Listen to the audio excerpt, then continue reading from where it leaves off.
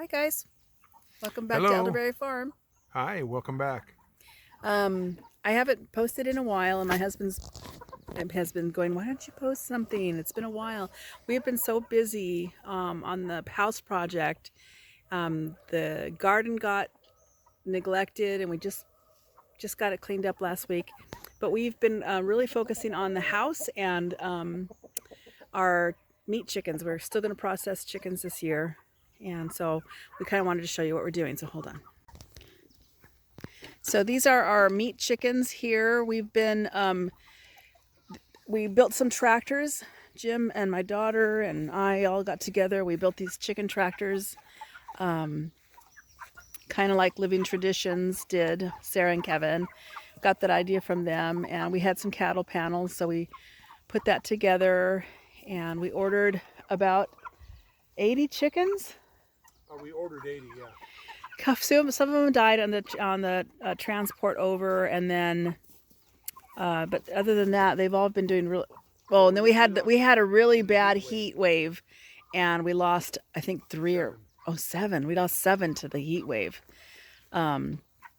So they are almost ready to process. We were just talking about that we're going to process them probably next week, and my daughter's going to come and help, and we have a guy that's been helping us on the house, Murphy, and he's going to come and learn how to do the processing as well. And so these guys are almost ready. So today's their first day out on a yard. We put up the fencing, the chicken fencing. This is electrified to keep out predators. But this is their first day out on the yard, and you can see how different they are from other chickens. If you take a good look at let me see if I can find one here. Look at their legs. They are real chubby legs. They're fat chickens. I don't know how big these. They can hardly walk. Yeah, they can barely walk. And if you compare them to other chickens, These ladies right here. let me show you. Like these guys here, who are having no trouble walking. No trouble walking at all. Those are our egg layers. So we have our meat chickens and our egg layers. And the egg layers have been doing really good. We have so many eggs, I've been having to give them away. But, and then we also have some pigs. So these are our three little pigs. They're not so little anymore. This is how we are learning to be a little more self-sustaining and provide our own food on this property. Hi, guys. So that's carnita on the right, chorizo in the middle, and menudo is on the left. Yeah. And yeah, so they are going to be ready to butcher when, honey? Well, we're targeting mid-August. Mid-August. So I don't know how big they are, how heavy they are right now, but they're pretty big. There we go.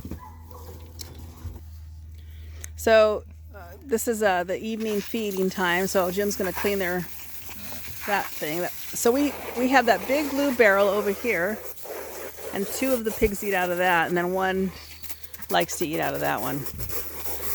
Most people, and what we're learning is they train them to these 5-gallon buckets, which we have not really done. We keep them pretty much in this little pig pen. And but there's lots of things you can do with them. If you wanted to clear some property or get some weed, if you train them to a bucket, they'll follow you just about anywhere. And if you put up netting, like the electric netting that we had for the chickens, they can stay inside there. You train them to that, and then they can clear the land for you. Lord willing, next year that's what we'll be able to do. Yeah. We won't be building the house. Yeah, we'll be able to more focus on Building the house has been our whole life. Yeah, for the last year we've been building, and I haven't shown a lot of. It's almost done, and it's really. But Almost there. I've been working 40 hours a week, and so. Watch this. Look at this rock and roll. You can't get We can't get 3 pigs into that feeder. It's too small. Because last year, remember, it was only 2 pigs. So this year, what I do is usually it's either carnita or chorizo, but one of them ends up getting aced out of that. And so I end up feeding them another separate bowl, and they come to expect it. There's carnita looking for it right now, and I think chorizo will probably be out. Yeah, but then one of the other pigs flips it over because he's jealous. Yeah, I know it. Hey, what are you doing? There you go. Here comes chorizo. He'll grab it and flip it. Does it every time. He's such a turkey. Oh no, he's a pig. Look, he's going to try and grab it from him and flip it over. Yeah, get right down in there. Why does he do that? Yeah, because they're big. And then carnita goes, So he'll go fine, back. take it. I'll I'll go go over over here.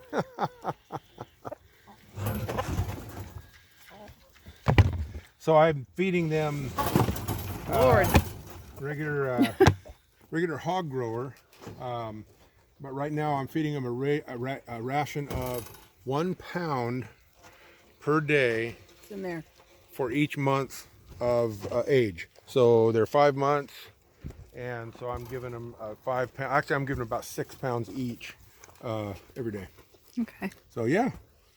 Anyway, So this year in the garden, I was so lucky because we didn't have time to plant a whole lot. I didn't do any seed, planting of seeds or anything. But I got a lot of volunteer tomatoes and tomatillos, which was great. So I didn't have to worry about that. And then I just picked up at the store some jalapenos and other peppers. So this is my pepper bed. Looking pretty good. I like the way they're all so neat. I had to pay somebody to come and do... Every aisleway here was full of weeds. This was full of weeds. This was full of weeds. Every bed, I was so discouraged. I just did not have time to do the weeding. So I hired somebody to come do it. And they did a great job. So now I've got weed fabric that I'm going to put down between the aisles. And then I will top it with some kind of rock. So it'll be nice and clean and neat. And I'll be able to use it better. But look at this. Aren't these pretty? Such a pretty plant. I have my pepper plant. And then these are the volunteer tomatoes that I had from last year. So I'm really going to try hard this year to keep them nice and trim because they get like unruly bushy. They climb tall and they get really bushy. And these are pear tomatoes and grape tomatoes. I think they're mostly pear tomatoes. And then over here I have my green beans, bush green beans. And I picked some yesterday, but they're starting to grow. So I got like 6 bush plants. These are leeks from the year before. They replanted themselves. I had them come and clean my strawberry box out because this kind of strawberry, it sends out runners. And so that kind of overtakes everything. So I have to be really on top of it. And but I do have strawberries coming up. And then, here we got my cucumber plants. So I'm training them to climb up this trellis. And also with this one, I am also going to keep it cleaned up with all the leaves and stuff like that so the sun can get through. These are my eggplants because I love eggplant parmesan. I think this is more cucumber. And my little strawberries. Oh, I got strawberries, but I think they're getting eaten up by bugs. And then I have my tomatillos here. They look like little lanterns. Really, really pretty. And then I have my Roma tomatoes here. And again, I'm trimming them up, and I've got this tied to some string that'll help it grow up the trellis. So my tomatillos. I have some elderberry here and some baby cakes blackberries. This is thornless. There's a nice one there, right there.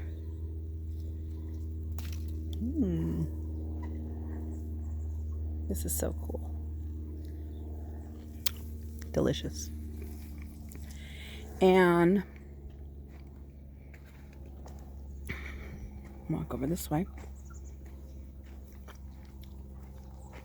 I have yellow raspberries And they're really good, actually.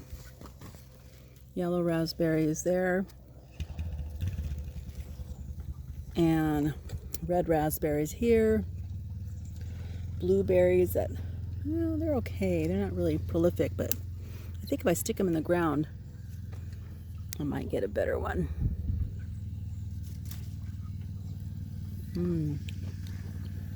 Those are good. So, in the very back here, I put some pallets. So this is where I want to plant those potted berries with the elderberries in the back. And then I'll put the elderberries, the blackberries, the raspberries, and the blueberries on this little patch. And the reason I have the plastic down right now is I don't want to have any more weeds come up. So until I can get that weed fabric down, that plastic is going to stay there. That's going to get cleaned up. And then I've added this little red mailbox. My husband put this in here for me, for my tools. And I couldn't resist. I had to buy more seeds. I want to put an herb garden out here. So there's that. So that's what I've been doing. My husband has been working so hard on the house. I will put up a video on that soon. We're almost done. It's been a year, a little over a year in the making. And poor guy, he has really, really worked hard. He did injure his back, and so we got some help. We got a young guy, and we got a good friend, Murray, that the grandkids call him Murphy, so now I've started calling him Murphy. But he's been a really big, huge help. And so Jim just kind of guides them along, and they are doing a great job. So yeah, that's what we've been doing. Sorry I haven't posted in a while. I will try to do better.